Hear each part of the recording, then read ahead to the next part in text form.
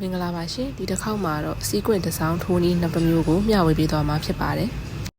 လိုအပ်တဲ့ပစ္စည်းတွေကတော့ crystal စီးနဲ့တရားစီးနှစ်မျိုးပဲလိုအပ်ပါရှင် crystal စီးအစားတခြားရွှေရောင်ဘောလုံးလေးတွေငွေရောင်ဘောလုံးတွေလည်းအသုံးပြုလို့ရပါတယ်ရှင်ပြီးရင်တော့ပထမဦးဆုံးအနေနဲ့မြင်းတစ်ချောင်းဆွဲပြီးတော့အကိုအရင်စထုတ်လိုက်ပါမယ်ရှင်ပြီးသွားရင်တော့ crystal စီးတစ်စီးကိုကောက်ပြီးတော့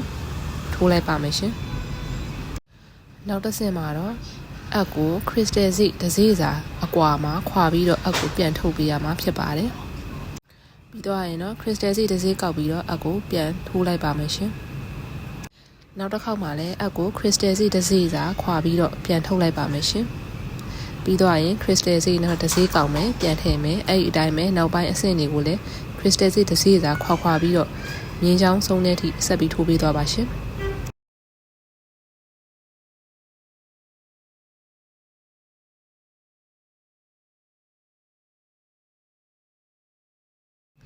ပြီးတော့ရင်တော့ရှေ့ကနေပြန်သွားပြီးတော့အပ်ကို crystal စီရဲ့ဘေးဒီမှာအချွန်လေးပေါက်နေပါတော့အဲအချွန်လေးရဲ့နာကနေအပ်ကိုပြန်ထုတ်လိုက်ပါမယ်ပြီးရင်တော့တရားစီကောက်ပါမယ်ရှင်တရားစီကိုဘယ်နှစီကောက်မလဲဆိုတော့ကိုထိုးထားတဲ့အစစ် crystal စီလားဘောလုံးလားတခြားဘယ်လိုဒီဇိုင်းမျိုးလဲပေါ့နော်အဲအစစ်ပေါ်မူတည်ပြီးတော့တရားစီအရေးအတွက်ကိုမှန်ပြီးတော့ကောက်ပါမယ်ရှင်ဒီဇိုင်းလေးဖြစ်ချင်တာမို့လို့နောက်အပြန်ထည့်မဲ့နေရာကလည်း crystal စီရဲ့ဘေးတက်တဲ့ကိုပဲထည့်မှာမို့လို့အပေါ်က crystal စီဘေးနဲ့အောက်က crystal စီဘေးကိုရှာလိုက်လို့ရှိရင်ဘယ်လောက်နဲ့အဆင်ပြေထွက်လာမလဲဆိုတဲ့ပုံပေါ်မူတည်ပြီးတော့9စီ8စီ9စီဒါမှမဟုတ်6စီလည်းဖြစ်နိုင်တယ်ကိုလိုအပ်လောက်တဲ့ပမာဏနဲ့ကောက်ပြီးတော့ထိုးလိုက်ပါမယ်ရှင်ရွှေရတော့9စီနဲ့အဆင်ပြေသွားတာမို့လို့9စီနဲ့အကို crystal စီရဲ့ဘေးကနေပြန်ထည့်လိုက်ပါတယ်ပြီးသွားရင်တော့ crystal စီရဲ့အပေါ်ကနေအကိုပြန်ထုတ်လိုက်ပါမယ်ရှင်ဒီတစ်ခေါက်မှာလည်းတရားစီ9စီကောက်ပြီးတော့ crystal စီရဲ့အောက်ဘက်ဘေးကနေ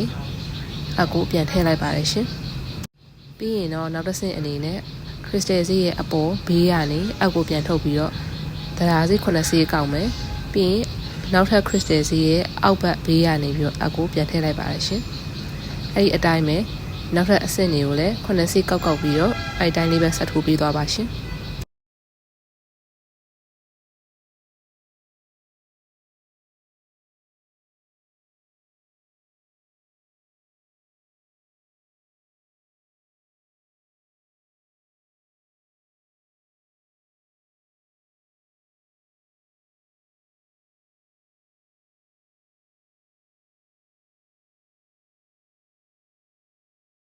ပြီးတော့ရင်တော့ဒီလိုလှပတဲ့အလိမ်ထိုးနီးတစ်မျိုးကိုရရှိသွားမှာဖြစ်ပါတယ်အဆုံးထိကြည့်ရှုပေးရတဲ့အတွက်ကျေးဇူးတင်ပါတယ်အားလုံးမတတ်တာပါ